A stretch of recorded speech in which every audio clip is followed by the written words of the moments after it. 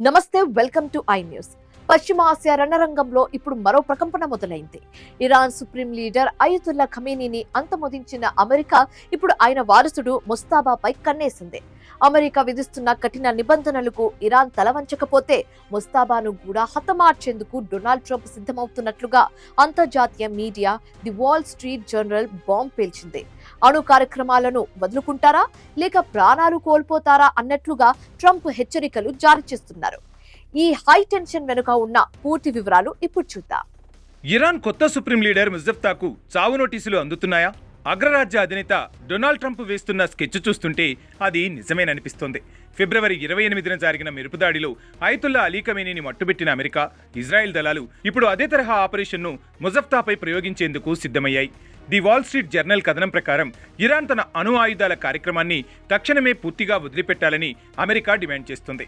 ఈ డిమాండ్లను ఇరాన్ గనక అంగీకరించకపోతే ముస్తఫాను అందబంధించడానికి ట్రంప్ గ్రీన్ సిగ్నల్ ఇచ్చే అవకాశం ఉందని ప్రస్తుత మాజీ అమెరికా అధికారులు వెల్లడిస్తున్నారు.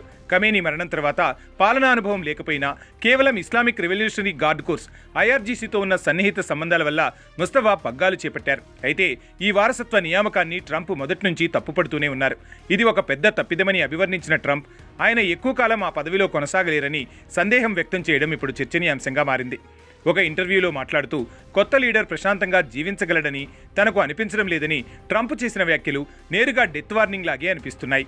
అమెరికా నిఘా వర్గాల సమాచారం ప్రకారం ఒకవేళ ఇరాన్ మొండికేస్తే ఇజ్రాయెల్ బలగాల సహాయంతో మరో భారీ ఆపరేషన్ చేపట్టేందుకు ప్లాన్ సిద్ధమైంది. ఖమేనీ తన వీలునామాలో తన కుమారుణ్ణి వారసుడిగా నియమించవద్దని రాసినప్పటికీ మతాధికారుల అభ్యంతరాలను కాదని ముస్తఫా పదవిలోకి వచ్చారు. లోపల ఉన్న ఈ అసమ్మతిని కూడా అమెరికా తనకు అనుకూలంగా మార్చుకోవాలని చూస్తోంది. అనుమొండితనం వేడకపోతే ఫిబ్రవరి 28 నాటి భీకర దాడులు మళ్లీ రిపీట్ అవుతాయని, ఈసారి టార్గెట్ ముజఫ్తానే అని పెంటగాన్ వర్గాలు సంకేతాలిస్తున్నాయి. పశ్చిమాసియాలో ఈ సుప్రీం వేట ఇప్పుడు ఏ మలుపు తిరుగుతోందోనని ప్రపంచ దేశాలు ఉత్కంఠగా గమనిస్తున్నాయి.